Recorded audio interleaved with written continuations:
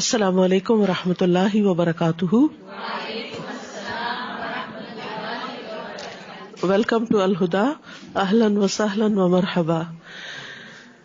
الحمد للہ ہم سب یہاں پر صرف اور صرف ایک مقصد کے لیے اکٹھے ہوئے ہیں، اور وہ ہے اللہ سبحانہ تعالیٰ کی رضا کی خاطر اللہ کی کتاب کو سمجھنا.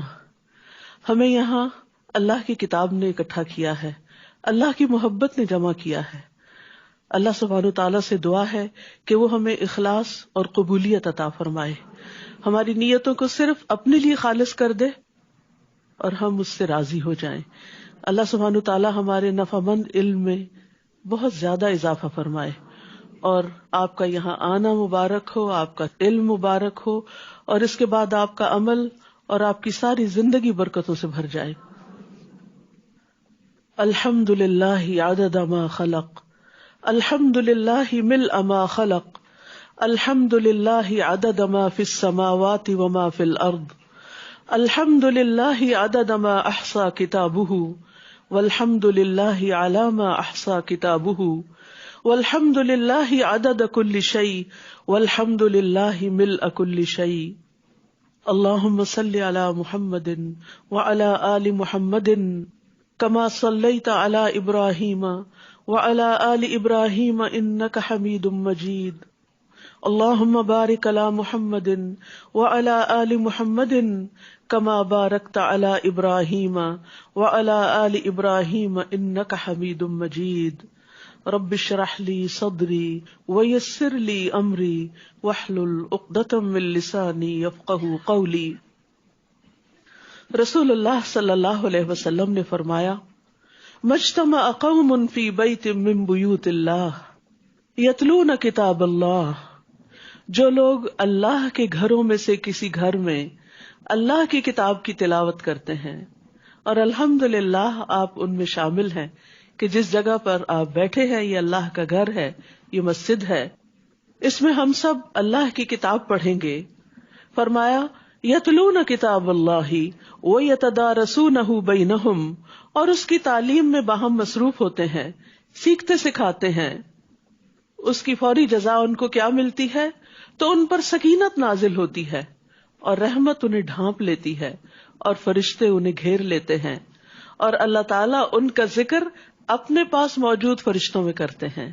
تو اللہ سبحانہ تعالیٰ سے دعا ہے کہ وہ ہمارا ذکر بھی اپنے فرشتوں کے پاس کرے، جس طرح ہم سب مل کر اس کا ذکر کر رہے ہیں، اس کی کتاب پڑھ رہے ہیں. اللہ کے ذکر کی ویسے ہی بہت بڑی فضیلت ہے، اور خاص طور پر جب اکٹھے ہو کر اللہ کو یاد کیا جاتا ہے تو اس کا اجر و ثواب اور اس کا فائدہ کئی گنا زیادہ بڑھ جاتا ہے. ابو ہریرہ رضی اللہ عنہ سے مروی ہے کہ نبی صلی اللہ علیہ وسلم نے فرمایا، بے شک اللہ تبارک و تعالیٰ کے کچھ زائد فرشتے ایسے بھی ہیں جو گھومتے پھرتے رہتے ہیں، یعنی ادھر ادھر ڈھونڈتے رہتے ہیں اور ذکر کی مجلسوں کو تلاش کرتے ہیں کہ کہاں ہیں وہ لوگ جو مل بیٹھ کر اللہ کا ذکر کر رہے ہیں. پھر جب وہ ایسی مجلس پا لیتے ہیں جس میں ذکر ہو تو وہ ان کے ساتھ بیٹھ جاتے ہیں اور ایک دوسرے کو اپنے پروں سے ڈھانپ لیتے ہیں، یہاں تک کہ ان سے لے کر آسمان دنیا کے درمیان کا خلا بھر جاتا ہے، یعنی اتنی کثرت سے فرشتے اکٹھے ہو جاتے ہیں. بس جب وہ متفرق ہوتے ہیں، یعنی مجلس ختم ہوتی ہے، فرشتے بھی چلے جاتے ہیں، تو اللہ عز و جل ان سے پوچھتا ہے، حالانکہ وہ بخوبی جانتا ہے کہ تم کہاں سے آئے ہو. وہ عرض کرتے ہیں، ہم زمین میں تیرے بندوں کے پاس سے آئے ہیں جو تیری تسبیح، تکبیر، تحلیل اور تعریف اور تجھ سے سوال کرنے میں مشغول تھے. اللہ فرماتا ہے، وہ مجھ سے کیا سوال کر رہے تھے؟ وہ عرض کرتے ہیں، وہ تجھ سے تیری جنت کا سوال کر رہے تھے. ظاہر ہے کہ ہم یہاں پر آئے ہیں کسی مقصد کے لیے کہ اللہ تعالیٰ ہم سے راضی ہو جائے، ہمارا انجام اچھا ہو، ہم جنت الفردوس تک پہنچے. یہ سفر جو یہاں سے شروع ہوا ہے علم کا، اس کا اختتام جنت الفردوس تک ہو. تو یہی نیت، یہی شوق اور یہی جذبہ ہمیں اتنی دور سے بگا بگا کر لے آیا ہے. اللہ سبحانہ تعالیٰ اس کو قبول فرمائے. تو وہ تیری جنت کا سوال کرتے ہیں، یعنی ہم سب بھی جنت سے کم کسی چیز پر راضی نہ ہو. اللہ تعالیٰ فرماتا ہے، کیا انہوں نے میری جنت کو دیکھا ہے؟ وہ عرض کرتے ہیں، نہیں اے میرے رب. اللہ فرماتا ہے، اگر وہ میری جنت کو دیکھ لیتے تو ان کی کیا کیفیت ہوتی؟ وہ عرض کرتے ہیں، اور وہ تجھ سے پناہ بھی مانگ رہے تھے. اللہ تعالیٰ فرماتا ہے وہ مجھ سے کس چیز سے پناہ مانگ رہے تھے؟ فرشتے عرض کرتے ہیں اے رب تیری جہنم سے. اللہ فرماتا ہے کیا انہوں نے میری جہنم کو دیکھا ہے؟ وہ عرض کرتے ہیں نہیں. اللہ تعالیٰ فرماتا ہے وہ میری جہنم کو دیکھ لیتے تو پھر ان کی کیا کیفیت ہوتی؟ فرشتے عرض کرتے ہیں اور وہ تجھ سے مغفرت بھی مانگ رہے تھے، اپنے گناہوں کی معافی بھی مانگ رہے تھے. تو اللہ تعالیٰ فرماتا ہے تحقیق میں نے انہیں بخش دیا. تو اگر ہم اپنی بخشش کی نیت سے حاضر ہوئے ہیں تو اللہ کا وعدہ ہے کہ میں نے انہیں بخش دیا، اور انہوں نے جو مانگا میں نے انہیں عطا کر دیا. تو ایسی مجلسوں میں دعائیں بھی قبول ہوتی ہیں، اور جس سے انہوں نے پناہ مانگی میں نے انہیں پناہ دے دی. تو رسول اللہ صلی اللہ علیہ وسلم نے فرمایا وہ فرشتے کہتے ہیں اے رب ان میں فلاں سخت گناہگار بندہ بھی موجود تھا، وہ وہاں سے گزرتے ہوئے ان کے ساتھ آ کے بیٹھ گیا. یعنی وہ کسی نیت ارادے سے نہیں آیا تھا، دیکھا دوسرے جا رہے ہیں وہ بھی چل پڑا. آپ نے فرمایا بس اللہ تعالیٰ ارشاد فرماتا ہے میں نے اس کو بھی بخش دیا. یعنی کوئی کتنا بھی گناہگار ہو، کوئی کتنا بھی رحمت سے مایوس ہو چکا ہو، وہ مایوس نہ ہو. اللہ کی بخشش سب کے لیے عام ہے. یہ ایسے لوگ ہیں کہ ان کی وجہ سے ان کے ساتھ بیٹھ جانے والا بھی محروم نہیں ہوتا. یعنی یہ ایسی مجلس ہے، ایسی صحبت ہے کہ جس میں ہر شخص کے اوپر اللہ کی رحمت برستی ہے. اللہ سبحانہ وتعالی ہمیں اس سے پوری طرح فائدہ اٹھانے کی توفیق عطا فرمائے. تو آئیے اب ہم قرآن مجید کا آغاز کرتے ہیں سورۃ الفاتحہ سے. اعوذ باللہ من الشیطان الرجیم. بسم اللہ الرحمن الرحیم. الحمد للہ رب العالمین. الرحمن الرحیم. مالک یوم الدین. إياك نعبد وإياك نستعين. اهدنا الصراط المستقيم. صراط الذين أنعمت عليهم غير المغضوب عليهم ولا الضالين.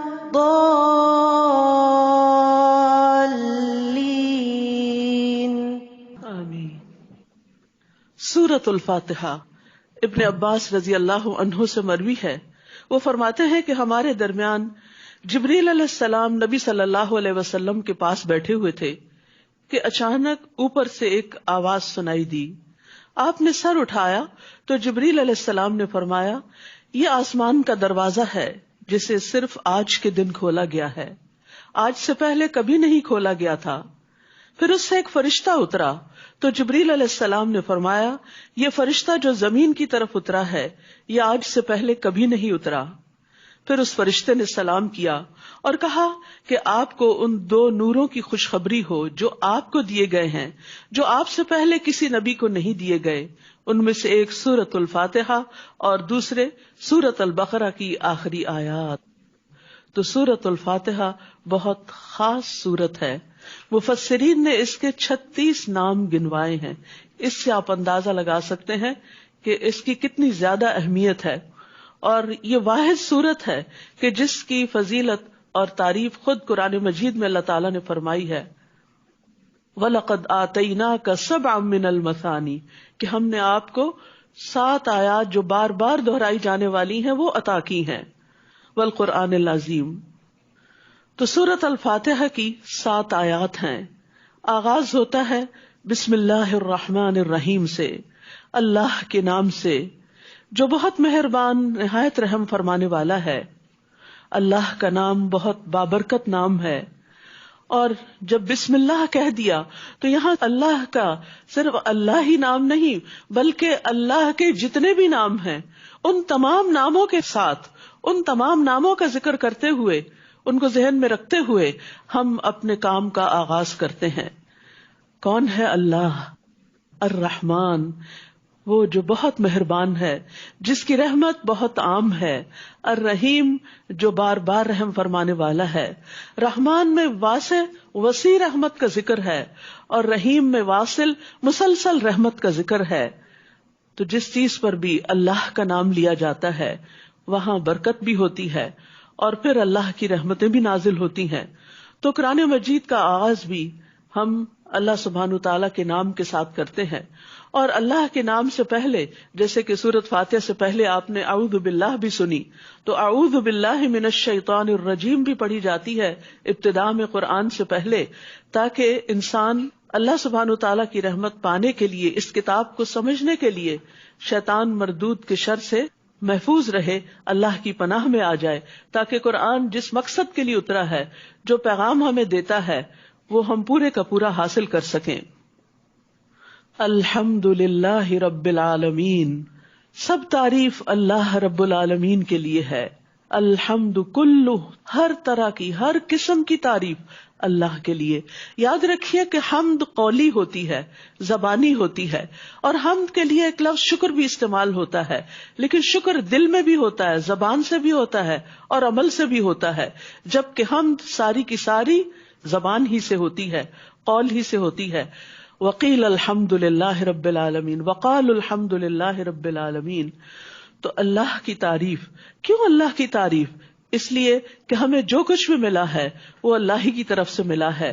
وما بکم من نعمت فمن اللہ، تمہیں جو بھی نعمت ملی ہے وہ اللہ کی طرف سے ملی۔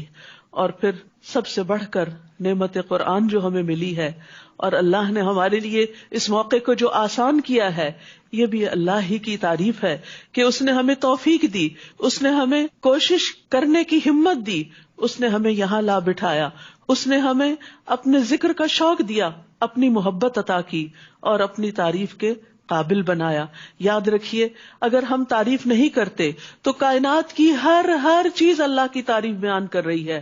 وَإِن مِّن شَيْءٍ إِلَّا يُسَبِّحُ بِحَمْدِهِ، کوئی بھی چیز ایسی نہیں جو اس کی حمد کے ساتھ، اس کی تعریف کے ساتھ اس کی تسبیح نہ کر رہی ہو۔ اس وقت بھی آسمان تسبیح کر رہا ہے، یہ زمین تسبیح کر رہی ہے، ہر چیز، حجر شجر سب کے سب اللہ کی تعریف کر رہے ہیں، حتیٰ کہ ہمارا جسم بھی اللہ کی تعریف کرتا ہے۔ تو کیا ہی اچھا ہو کہ اگر ہمارے دل سے نکلی ہوئی تعریف ہماری زبان سے ادا ہو تو ایک دفعہ بھرپور انداز میں کہیے الحمدللہ، الحمدللہ، اللہ کی ساری نعمتوں پر جو اس نے ہمارے پیدائش سے پہلے ہمارے لیے تیار کی، جو اس نے ہمیں اس زندگی میں عطا کی اور جو اس نے اپنے خاص بندوں کے لیے آخرت میں تیار کر رکھی ہیں، ان ساری نعمتوں پر اللہ کی تعریف ہے۔ کون ہے وہ اللہ؟ رب العالمین، جو تمام جہانوں کا رب ہے، سب کا پیدا کرنے والا، سب کی تدبیر کرنے والا، سب کا مالک۔ اس کی طرف سے ہم سب آئے ہیں، اسی کی طرف لوٹ کر جانا ہے۔ اور پھر الحمدللہ کہنا میزان کو بھر دیتا ہے، اور یہ میزان یعنی جس میں نیکیاں تولی جائیں گی، تو جب ہم دل سے الحمدللہ کہتے ہیں تو اللہ سبحانہ تعالیٰ اتنا بڑا اجر عطا کرتے ہیں۔ یعنی بندے جب اللہ کی تعریف کرتے ہیں تو اللہ تعالیٰ ان کو خالی ہاتھ نہیں جانے دیتا، اور قیامت کے دن بھی افضل ترین بندے وہی ہوں گے جو حمادون ہوں گے، جو سب سے زیادہ اللہ کی تعریف کرنے والے ہوں گے۔ تو وہ کیوں کرتے ہیں تعریف؟ کیونکہ وہ رب ہے سارے جہانوں کا، الرحمن الرحیم، جو بہت مہربان، نہایت مہربان، بار بار رحم فرمانے والا ہے۔ یعنی اللہ سبحانہ تعالیٰ نہ صرف یہ کہ رب ہے جس نے پیدا کیا، بلکہ اس کی مہربانیاں ہے کہ اس نے ہمیں رزق بھی دیا، اس نے ہمیں زندگی کے سارے سامان بھی دیے، اور اس کی یہ رحمت ہر چیز پر چھائی ہوئی ہے۔ وَرَحْمَتِي وَسِعَتْ كُلَّ شَيْءٍ، میری رحمت ہر چیز پہ چھائی ہوئی ہے، مسلم، مومن، کافر، منافق، ہر ایک پر اس کی رحمت ہے۔ اسی لیے وہ اس کو زندگی اور نعمتیں عطا کیے ہوئے ہے، اور اس کی خاص نعمت اس کے خاص بندوں کے لیے ہے۔ الرحیم کی صفت جس کے لیے آتی ہے کہ وہ ہمیشہ کے لیے اس کی رحمت جاری رہے گی، یعنی قیامت کے دن بھی اللہ تعالیٰ ان پر اپنی رحمتیں نازل فرمائیں گے۔ اور اس کی خاص رحمت جس کو جنت کہا گیا ہے کہ انتی رحمتی، تو میری رحمت ہے، اور تجھ میں جس کو چاہوں گا داخل کروں گا. تو اللہ تعالیٰ سے دعا ہے کہ اللہ ہم سب کو جنت الفردوس میں اپنی رحمت سے داخل کرے، کیونکہ ہمارے اعمال تو ایسے نہیں، لیکن اس کی رحمت بہت وسیع ہے. تو اللہ سبحانہ تعالیٰ اپنا تعارف رحمت کے ساتھ کروا رہے ہیں. آپ دیکھیے کہ 4 دفعہ اس کی رحمت کا ذکر ہو چکا ہے، 2 دفعہ بسم اللہ میں اور 2 دفعہ یہاں پر سورۃ الفاتحہ میں. تو اللہ سبحانہ تعالیٰ ہی کی تعریف ہے کیونکہ وہ سب کا پالنے والا ہے، اس کی تعریف ہے کیونکہ وہ رحمتوں سے بھرپور ہے، اس کی طرف سے رحمتیں ہی رحمتیں نازل ہو رہی ہیں. اور پھر مالک یوم الدین بھی ہے، یعنی جس کے پاس ہم سب کو لوٹ کر جانا ہے، جس دن ہم سب کو اپنے اعمال کا بدلہ اور جزا دی جانے والی ہے. اور اس دن من جاء بالحسنۃ فلہ خیر منہا، جو شخص نیکی لے کر آیا اس کے لیے اس سے بہتر صلہ ہے. ومن جاء بالسیئۃ، اور جو برائی لے کر آیا فلا یجزی الذین عملوا السیئات الا ما كانوا یعملون، تو جن لوگوں نے برے کام کیے وہ بدلہ نہ دیے جائیں گے مگر اسی کا جو وہ کیا کرتے تھے. ایاک نعبد و ایاک نستعین، صرف تیری ہی ہم عبادت کرتے ہیں اور صرف تجھی سے ہم مدد چاہتے ہیں. یعنی جب تو تعریف کے لائق ہے اور ساری نعمتیں اور رحمتیں تیری طرف سے ہیں تو پھر عبادت کا مستحق بھی تو ہی ہے، تیرے ہی آگے ہم جھکتے ہیں. اور عبادت مشتمل ہوتی ہے 2 اہم چیزوں پر، شدید محبت اور شدید تعظیم پر، کہ ہم اللہ سے بہت محبت بھی کرتے ہیں اور اس کی بڑائی بھی بیان کرتے ہیں اور اس بنا پر اس کے آگے جھکتے بھی ہیں، اور پھر مدد بھی اس سے مانگتے ہیں. وَإِيَّاكَ نَسْتَعِينُ، اس میں دعا بھی مانگی جا رہی، کیونکہ دعا جو ہے تمام عبادات کا نچوڑ ہے، تمام عبادات کا خلاصہ ہے. اور سب سے نفع بخش دعا جو ہے وہ سورۃ الفاتحہ ہے. شیخ الاسلام ابن تیمیہ کہتے ہیں جب میں نے غور کیا کہ سب سے زیادہ نفع مند دعا کون سی ہے، یعنی سب سے اچھی دعا کون سی ہے، تو وہ اللہ کی رضا کے کاموں پر مدد مانگنے کی دعا ہے. پھر میں نے سورۃ الفاتحہ کی اس آیت ایاک نعبد و ایاک نستعین میں اس دعا کو پا لیا.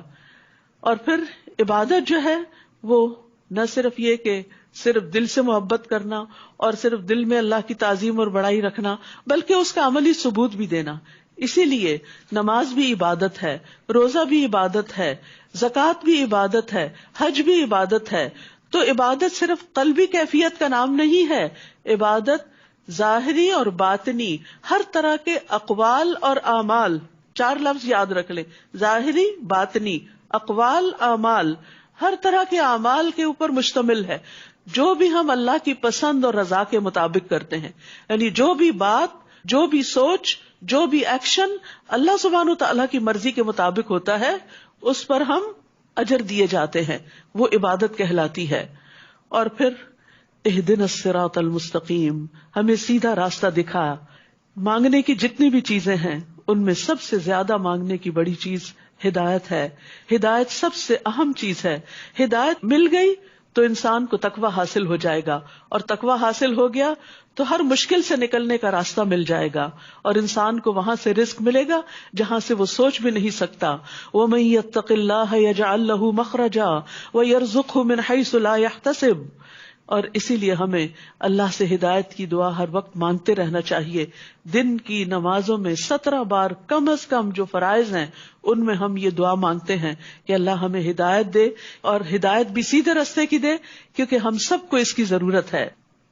اور پھر یہ دعا بھی حضرت علی رضی اللہ عنہ کہتے ہیں کہ رسول اللہ صلی اللہ علیہ وسلم نے مجھ سے فرمایا کہ یہ دعا مانگتے رہا کرو، اللہم اہدنی وسددنی، اللہم اہدنی وسددنی، اے اللہ مجھے ہدایت عطا فرما اور سیدھا رکھ، یعنی میں ادھر ادھر نہ بھٹک جاؤں.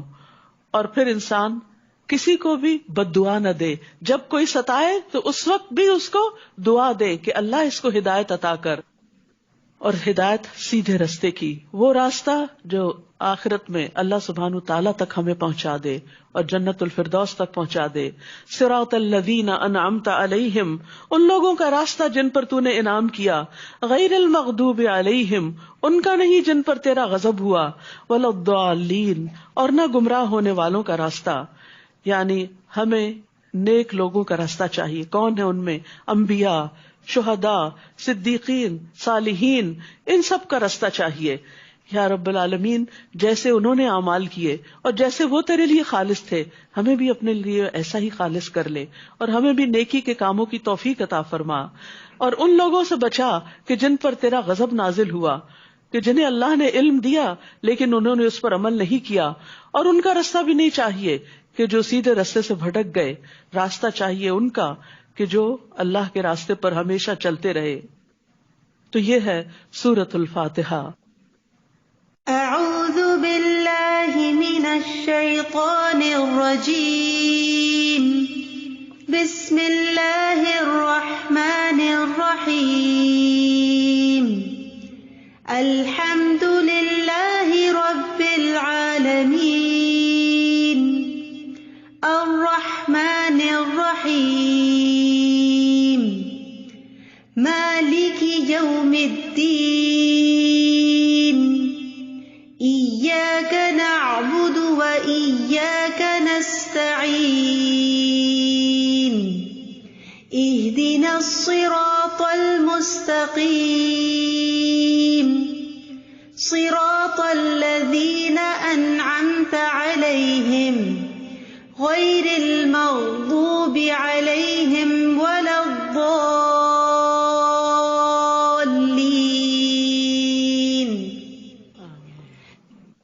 سورۃ البقرہ، رسول اللہ صلی اللہ علیہ وسلم نے فرمایا سورۃ البقرہ پڑھا کرو، کیونکہ اس کا پڑھنا باعث برکت ہے اور اسے چھوڑنا باعث حسرت ہے، اور اس کے پڑھنے والے پر جادوگر قدرت نہیں پا سکتے۔ شیاطین اس سورت سے بھاگتے ہیں۔ ابو ہریرہ رضی اللہ عنہ نے روایت کیا کہ رسول اللہ صلی اللہ علیہ وسلم نے فرمایا تم اپنے گھروں کو قبرستان نہ بناؤ، کیونکہ شیطان اس گھر سے بھاگ جاتا ہے جس گھر میں سورۃ البقرہ کی تلاوت کی جاتی ہے۔ بسم اللہ الرحمن الرحیم، الف لام میم، الف لام میم، ذالک الکتاب لا ریب فیہ ھدی للمتقین، یہ وہ کتاب ہے جس میں کوئی شک نہیں، ہدایت ہے تقوی والوں کے لیے، متقی لوگوں کے لیے۔ کون ہے متقی؟ کون ہے اللہ سے ڈرنے والے؟ کون ہے جو ہر لمحے اللہ کے بارے میں سوچتے ہیں؟ الذین یؤمنون بالغیب، وہ جو غیب پر ایمان رکھتے ہیں، جو دل کا فعل ہے، ویقیمون الصلاۃ، اور وہ نماز قائم کرتے ہیں جو کہ ہمارے اعضاء کا فعل ہے، ومما رزقناہم ینفقون، اور اس میں سے جو ہم نے ان کو رزق دیا وہ خرچ کرتے ہیں۔ یہ بندوں کا حق ہے۔ گویا متقی وہ لوگ ہوتے ہیں، اس کتاب سے ہدایت ان کو ملتی ہے کہ جن کے باطن میں بھی اللہ کی یاد ہو اور وہ اللہ پر ایمان رکھتے ہوں، یقین رکھتے ہوں، ایمان کے تقاضے پورے کرتے ہوں، اور جو عملی طور پر اللہ کی عبادت یعنی نماز کا پورا اہتمام کرتے ہوں، اور جو اپنے مال کو دوسروں پر خرچ کرنے والے ہوں، حقوق العباد کا پوری طرح لحاظ رکھتے ہوں۔ والذین یؤمنون بما انزل الیک، اور وہ جو ایمان لاتے ہیں اس پر جو آپ پر نازل کیا گیا، وما انزل من قبلک، اور جو آپ سے پہلے نازل کیا گیا، وبالآخرۃ ھم یوقنون، اور وہ آخرت پر یقین رکھتے ہیں۔ تو ایمان کے تقاضے، تقوی کے تقاضے، ہدایت کی شرائط میں سے ایک شرط یہ بھی ہے کہ انسان ہر اس چیز پر ایمان لائے جو محمد الرسول اللہ صلی اللہ علیہ وسلم پر نازل ہوئی۔ نبی صلی اللہ علیہ وسلم پر نازل شدہ وحی ایک تو قرآن مجید کی شکل میں تھی اور دوسرے حکمت کی شکل میں، سنت کی شکل میں، جس کو حدیث کا نام بھی دیا جاتا ہے۔ قرآن مجید میں آتا ہے وَأَنزَلَ اللَّهُ عَلَيْكَ الْكِتَابَ وَالْحِكْمَةَ، اور اللہ نے آپ پر کتاب اور حکمت نازل کی، وَعَلَّمَكَ مَا لَمْ تَكُنْ تَعْلَمْ، اور آپ کو وہ کچھ سکھلا دیا جو آپ جانتے نہیں تھے۔ وَكَانَ فَضْلُ اللَّهِ عَلَيْكَ عَظِيمًا، اور یہ آپ پر اللہ کا بہت بڑا فضل ہے۔ لہٰذا آپ کی تعلیمات سے فائدہ اٹھانا اللہ کے فضل کو دعوت دینا ہے۔ اس شخص پر اللہ کا فضل ہوتا ہے جس کو نبی صلی اللہ علیہ وسلم کی طرف آئی ہوئی وحی سے فیض اٹھانے کا موقع مل جاتا ہے۔ اور پھر حدیث بھی قرآن ہی کی طرح نازل ہوتی تھی، وَمَا يَنطِقُ عَنِ الْهَوَىٰ إِنْ هُوَ إِلَّا وَحْيٌ يُوحَىٰ، وہ اپنی خواہش نفس سے کچھ نہیں کہتے، وہ تو صرف وحی ہے جو نازل کی جاتی ہے۔ تو رسول اللہ صلی اللہ علیہ وسلم نے اپنے بعد قرآن کے ساتھ ساتھ سنت بھی چھوڑی۔ اور ان دو چیزوں کو مضبوطی سے پکڑے رہنے کا حکم دیا. فرمایا تم ہرگز گمراہ نہیں ہوگے جب تک ان دونوں کو مضبوطی سے تھامے رکھو گے, ایک اللہ کی کتاب اور دوسرے اس کے نبی کی سنت. وبالآخرۃ ھم یوقنون, اور وہ آخرت پر یقین رکھتے ہیں. یقین سے مراد ایسا ایمان ہے جس میں کوئی شک نہیں ہوتا. یقین علم کا سب سے بلند ترین درجہ ہے. یقین ایک منزل ہے جس تک انسان پہنچتا ہے تو انسان کو وہ چیزیں نظر آنے لگتی ہیں جو عام نگاہوں سے نظر نہیں آتی. اسی لیے آخرت کے لیے لفظ ایمان نہیں آیا, آخرت پر یقین کی بات کی گئی ہے کہ یقین ہوتا ہے تو انسان پھر اپنے عمل کو اس کے مطابق ڈھال لیتا ہے. حضرت حسن سے روایت ہے کہ ابو بکر رضی اللہ عنہ نے ایک مرتبہ لوگوں سے خطاب کرتے ہوئے فرمایا کہ رسول اللہ صلی اللہ علیہ وسلم نے فرمایا, اے لوگو, بے شک لوگوں کو دنیا میں یقین اور عافیت سے بڑھ کر کوئی نعمت نہیں دی گئی. یعنی جس کو یقین مل گیا اس کے دل سے شک ہی نکل گیا اور وہ پورا مانتا ہے کہ اللہ ہے, محمد صلی اللہ علیہ وسلم اللہ کے رسول ہیں, یہ کتاب اللہ کی طرف سے آئی ہے اور ہمیں آخرت کے دن رسول اللہ صلی اللہ علیہ وسلم اور سارے انبیاء کے ساتھ اللہ کے حضور حاضر ہونا ہے. آخرت کے دن برحق ہے, جنت برحق ہے, جہنم برحق ہے, میزان برحق ہے, پل صراط برحق ہے. تو جو ان سب چیزوں پر پورے حق کے ساتھ یقین رکھتا ہے تو پھر وہ بہت بڑی نعمت پائے ہوئے ہے. تو فرمایا تم اللہ سے ان دونوں چیزوں کا سوال کرتے رہو. تو یا اللہ تو ہمیں یقین اور عافیت عطا فرما. جن لوگوں کی یہ صفات ہوتی ہیں ان کے بارے میں فرمایا اولئک علی ھدی من ربہم واولئک ھم المفلحون, یہی لوگ اپنے رب کی طرف سے ہدایت پر ہیں جن کا باطن, جن کا ظاہر اور جن کے لوگوں سے معاملات, انسانوں کے ساتھ معاملات درست ہیں, وسعت قلبی پر مبنی ہے, اور جو وحی پر ایمان رکھتے ہیں, جو آخرت پر یقین رکھتے ہیں, یہ ہدایت پر ہیں. ہدایت کا معیار بتا دیا گیا. ہم نے ہدایت مانگی تھی, اللہ تعالیٰ نے شرائط بتا دی, یہ شرائط پوری کرو گے تو ہدایت پر ہوگے, اور اگر ہدایت پر ہوگے وَأُولَئِكَ هُمُ الْمُفْلِحُونَ, تو یہی لوگ فلاح پانے والے ہیں, یہی کامیاب ہونے والے ہیں. تو گویا کی ٹو سکسیس دے دی گئی, کامیابی کی کنجی دے دی گئی کہ اگر تم یہ کام کرو گے تو کامیاب ہو جاؤ گے. اس کے برعکس جو لوگ انکار کر دیں تو فرمایا ان الذین کفروا, بے شک جن لوگوں نے کفر کیا, سواء علیہم, ان کے لیے برابر ہے, انذرتہم ام لم تنذرہم لا یؤمنون, خواہ آپ انہیں ڈرائیں یا نہ ڈرائیں وہ ایمان نہیں لائیں گے. جب مانا ہی نہیں, ایمان ہی نہیں, تو پھر انذار, تخویف, ڈراوا کیا کام کرے گا. اللہ نے ان کے دلوں اور ان کے کانوں پر مہر لگا دی ہے اور ان کی آنکھوں پر پردہ ہے اور ان کے لیے بہت بڑا عذاب ہے. ایسا کب ہوتا ہے؟ دو طرح سے. ایک تو یہ کہ انسان حق کو جاننے کے بعد اس کا انکار کر دے, اور دوسرا یہ کہ گناہوں کی کثرت کر دے. جب گناہوں کی کثرت ہوتی ہے تو دلوں پہ مہر لگ جاتی ہے. اللہ تعالیٰ ہمیں اس سے محفوظ رکھے. پھر ایک تیسرے گروہ کا ذکر کیا گیا جو تقوی اور کفر کے بیچ میں ہے, اور وہ ہے منافقین کا گروہ. فرمایا وَمِنَ النَّاسِ مَن يَقُولُ آمَنَّا بِاللَّهِ وَبِالْيَوْمِ الْآخِرِ وَمَا هُمْ بِمُؤْمِنِينَ, اور لوگوں میں سے کچھ ایسے بھی ہیں جو کہتے ہیں ہم اللہ اور آخرت کے دن پر ایمان لائے, حالانکہ وہ مومن نہیں ہیں. سبحان اللہ. وہ کہتے ہیں ہم ایمان لائے, اپنی زبان سے اقرار کرتے ہیں, لیکن اللہ سبحانہ وتعالیٰ ان کے اس اقرار کو جھوٹا قرار دیتے ہیں. اللہ تعالیٰ مانتے ہی نہیں کہ وہ مومن ہے, کیونکہ وہ سچے دل سے مومن نہیں ہے. ان کی عملی زندگی ان کے دل کی عکاسی نہیں کرتی, نہ ان کی زبان نہ ان کے ایکشنز, وہ اس کے مخالف جا رہے ہیں. جو وہ کہتے ہیں وہ کرتے نہیں. یخادعون اللہ والذین آمنوا, وہ اللہ کو دھوکہ دیتے ہیں اور ان لوگوں کو جو ایمان لائے, اور نہیں وہ دھوکہ دیتے مگر اپنے ہی آپ کو, اور وہ اس کا شعور بھی نہیں رکھتے. ان کے دلوں میں ایک بیماری ہے. کون سی بیماری؟ نفاق کی بیماری, منافقت کی بیماری, اور بعض مفسرین نے کہا دنیا کی محبت کی بیماری. تو اللہ نے ان کے مرض کو اور زیادہ کر دیا, دنیا کی طرف ان کی توجہ اور زیادہ ہو گئی, اور ان کے لیے دردناک عذاب ہے, اس لیے کہ وہ جھوٹ بولتے ہیں. تو گویا دنیا کی طرف جھکاؤ دل کی ایک بیماری ہے جس کی وجہ سے انسان ایمان کی لذت, ایمان کی حلاوت اور چاشنی سے محروم ہو جاتا ہے. ایسے لوگوں سے جب کہا جاتا ہے کہ زمین میں فساد نہ کرو, کیونکہ قول اور فعل کا تضاد, جھوٹ بولنا, دھوکہ دینا فساد برپا کر دیتا ہے, تو وہ کہتے ہیں ہم تو اصلاح کرنے والے ہیں، ہم تو سب کے ساتھ بنا کے رکھتے ہیں اور سب کے ساتھ چلنے والے ہیں، اس لیے جہاں مصلحت کے تحت جھوٹ کی ضرورت پڑتی ہے تو جھوٹ بول دیتے ہیں. لیکن حقیقت یہ ہے کہ ایسی مصلحتیں حقیقت میں اعتماد خراب کرتی ہیں اور الٹیمیٹلی انسان ایسی مشکل میں جا پڑتا ہے کہ جس سے پھر باہر نکلنے کا راستہ نہیں ملتا. فرمایا خبردار، بے شک وہی لوگ فساد کرنے والے ہیں لیکن وہ شعور نہیں رکھتے. اور جب ان سے کہا جاتا ہے کہ ایمان لاؤ جس طرح ایمان لائے لوگ یعنی صحابہ کرام، تو کہتے ہیں کیا ہم ایمان لائے جس طرح بے وقوف ایمان لائے؟ خبردار، یقیناً وہ خود ہی بے وقوف ہیں لیکن وہ جانتے نہیں. اور جب وہ ان لوگوں سے ملتے ہیں جو ایمان لائے تو کہتے ہیں ہم ایمان لائے، اور جب اپنے شیطانوں کے پاس تنہا ہوتے ہیں تو کہتے ہیں یقیناً ہم تمہارے ساتھ ہیں، ہم تو صرف مذاق اڑانے والے ہیں. اسلام کا مذاق، اسلام لانے والوں کا مذاق، اسلام پر عمل کرنے والوں کا مذاق، یہ منافقت کی علامت ہوتی ہے. کوئی شخص اپنے باپ کا مذاق نہیں اڑاتا تو وہ کیسی زبانیں ہیں، وہ کیسے دل ہیں، وہ کیسے لوگ ہیں جو کہتے ہیں ہم مسلمان ہیں اور پھر اپنے ہی دین کا مذاق اڑاتے ہیں، اللہ کی طرف سے آئی ہوئی آیات کا مذاق اڑاتے ہیں، ان پہ ہنستے ہیں، ٹانٹ کرتے ہیں اور اپنی عقل کو اس سے زیادہ بڑا سمجھتے ہیں. ایسے لوگ احمقوں کی جنت میں رہتے ہیں.